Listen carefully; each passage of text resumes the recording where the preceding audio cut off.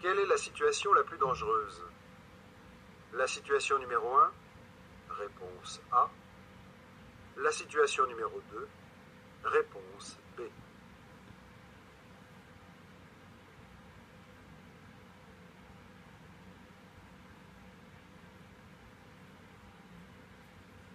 Dans les deux situations, la voiture rouge s'approche d'un véhicule utilitaire qui a visiblement l'intention de quitter son stationnement. Dans la situation numéro 2, le clignotant gauche et les feux stop de l'utilitaire sont allumés. Son conducteur a sans doute vu la voiture rouge s'approcher. Du moins, son départ n'est pas imminent. Dans la situation numéro 1, seul le clignotant est allumé. Il est possible que le conducteur n'ait pas perçu la voiture rouge et qu'il démarre subitement. La situation la plus dangereuse est la numéro 1. Mettre le pied sur le frein et se préparer à klaxonner sont deux actions de sécurité dans ce cas. Réponse A. J'ai perdu une de mes lentilles.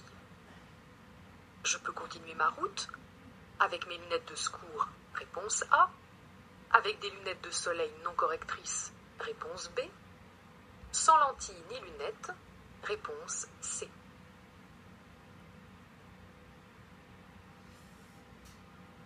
Quand ma vue nécessite une correction pour pouvoir conduire, mon permis porte cette mention. Il est obligatoire de porter un système de correction adapté, des lunettes, des lentilles ou des verres de contact. Si je perds une de mes lentilles lors d'un trajet, je ne pourrai continuer à conduire que si j'ai un moyen de remplacement adapté à ma vue. Soit de nouvelles lentilles, soit une paire de lunettes, mais qui doivent être à ma vue. Si je n'ai aucun moyen de correction en secours, la seule solution est d'appeler quelqu'un qui viendra me chercher ou m'apportera des lunettes ou des lentilles. Réponse A.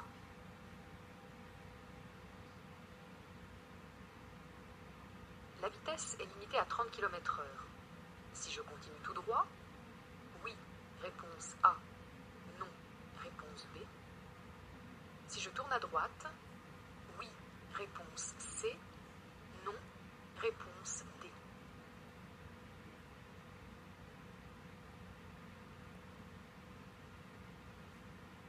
Ce panneau indique l'entrée d'une zone limitée à 30 km/h. C'est un espace où la vie locale est importante, ce qui signifie que la présence d'usagers vulnérables, tels que les piétons ou les deux roues, est forte. La limitation de vitesse s'applique dans la rue où je circule, mais aussi à toutes les autres rues du quartier, jusqu'au panneau y mettant fin.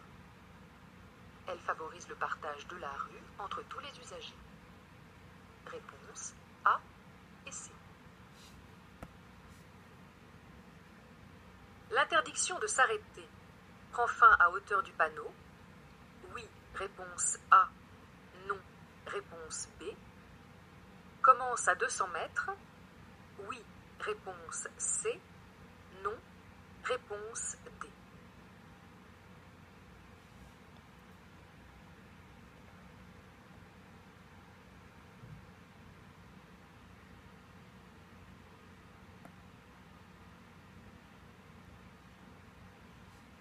Ce panneau interdit le simple arrêt, a fortiori le stationnement. Le panonceau comporte une flèche dirigée vers le haut, elle-même surmontée de la mention 200 mètres. Cela signifie que l'interdiction commence à hauteur du panneau et qu'elle s'étend sur 200 mètres. Réponse B et D.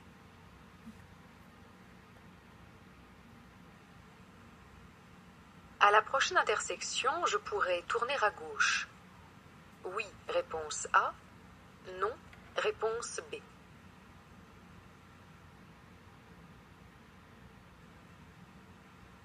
Les panneaux d'interdiction doivent être lus séparément.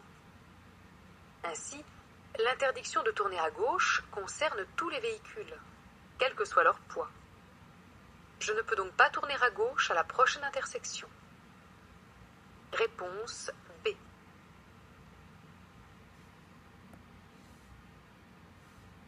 Utiliser la climatisation de manière la plus écologique, c'est régler la température intérieure, 4 à 5 degrés de moins qu'à l'extérieur, Réponse A. 6 à 10 degrés de moins qu'à l'extérieur. Réponse B.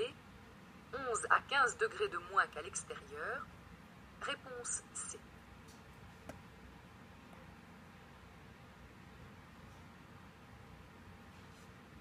La climatisation est un élément de confort, mais aussi de sécurité dans les véhicules. Il faut toutefois savoir que celle-ci est gourmande en énergie, donc en carburant. Pour éviter de gaspiller, mais aussi pour éviter les chauds et froids et les maux de gorge, il est conseillé de régler la clim pour obtenir une température entre 4 et 5 degrés au-dessous de celle de l'extérieur. C'est suffisant pour avoir une bonne sensation de fraîcheur. 3 petits trucs à mémoriser pour consommer moins. Se garer à l'ombre quand c'est possible, aérer la voiture avant de partir, rouler avec les vitres fermées quand la clim fonctionne. Réponse A. Je passe. Réponse A. Je m'arrête. Réponse B.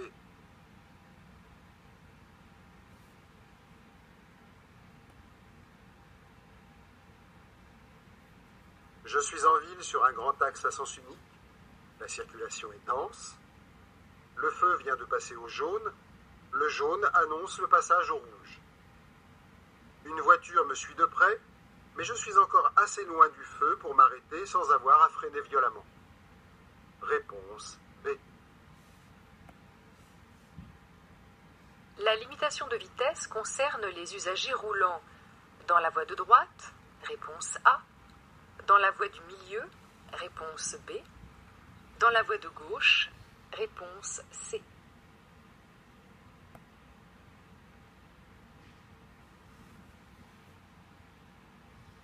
Des panneaux sont implantés de chaque côté de cette chaussée. Ils rappellent l'interdiction de rouler à plus de 110 km/h. La voie de droite est délimitée par une ligne discontinue rapprochée et large, caractéristique des voies réservées. Comme nous sommes sur autoroute, il ne peut pas s'agir d'une bande cyclable, ni d'une voie réservée aux bus, mais d'une voie pour les véhicules lents. La vitesse des véhicules utilisant cette voie ne peut pas dépasser 60 km/h. La limitation à 110 ne concerne que la voie du milieu et celle de gauche. Réponse B et C. Je peux dépasser la voiture bleue par la droite. Oui, réponse A. Non, réponse B.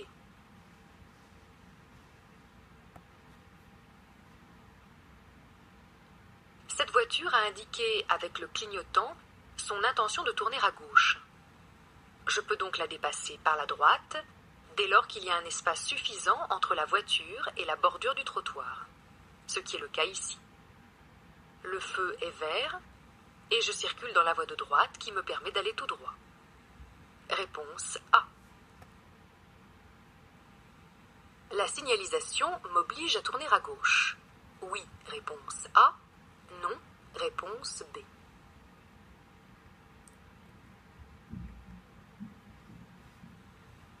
Ce signal est une simple indication du fait que la rue en face est sans issue. Cette indication me permet de savoir que si je m'engage tout droit, je serai obligé de faire demi-tour pour ressortir. Ce sont les panneaux d'obligation ou d'interdiction qui imposent quelque chose. Je peux en effet tourner à gauche, mais rien ne m'interdit d'aller tout droit. Réponse B. Si je conduis pendant une suspension de permis, mon véhicule sera immobilisé. Oui, réponse A. Non, réponse B. Confisqué. Oui, réponse C. Non, réponse D.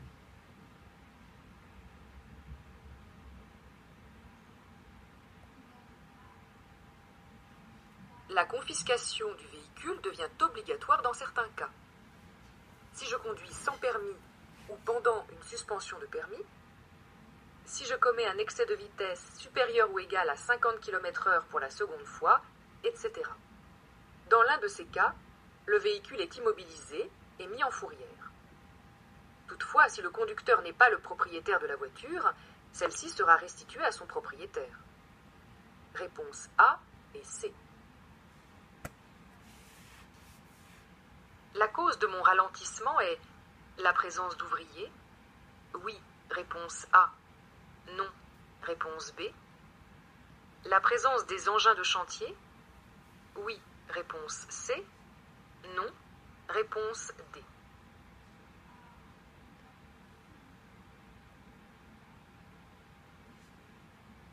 Ce feu clignotant, à la place du feu vert, annonce un danger particulier. Ici, il s'agit évidemment de travaux sur la chaussée. Dans cette situation, il faut absolument ralentir dans la mesure où il y a des gravillons sur la route, où des engins de chantier manœuvrent anormalement sur la route, et essentiellement parce que des ouvriers se déplacent eux aussi sur le chantier. Réponse A et C. La circulation est bloquée. J'allume les feux de détresse. Réponse A. J'avance jusqu'à la camionnette. Réponse B. Je laisse tourner cette voiture. Réponse C.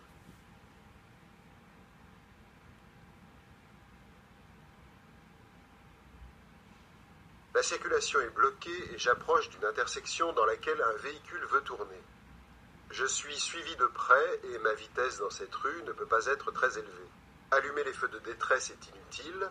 J'avance lentement jusqu'à l'intersection. Je laisse d'abord tourner cette voiture, puis j'attends que la situation se débloque pour franchir le carrefour. Réponse C.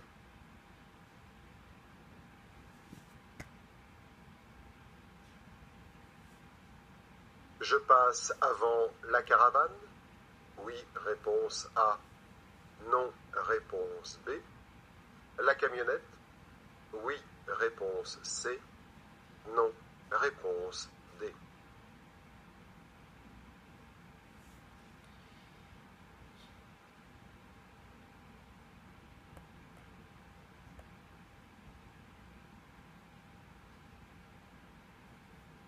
La situation est complexe. Plusieurs véhicules veulent s'engager dans l'intersection. J'observe attentivement. Ce véhicule a mis son clignotant, il tourne sur sa gauche. Il doit me céder le passage. Ce véhicule doit respecter la signalisation et s'arrêter au stop. Il doit également me laisser passer. Je vais donc passer le premier. Réponse A et C. La signalisation interdit de dépasser ce cycliste. Oui, réponse A. Non, réponse B. Je dépasse immédiatement. Oui, réponse C. Non, réponse D.